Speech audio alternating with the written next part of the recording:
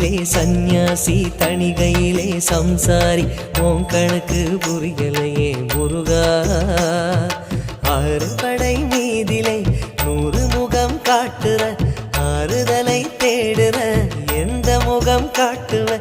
அறியாம தவிக்கிறேனே முருகா இந்த பாவி கேட்பதென்ன தவறா ஆறு படை முருகனுக்கு அரோகரா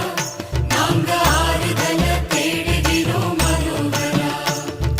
கந்தவேலு குமரவேலு அரோகரா உன கண்டு வந்தா நிம்மதிதான் அரோகரா பழனியிலே சந்நியாசி தணிகையிலே சம்சாரி உன் கணக்கு புரியலையே முருகா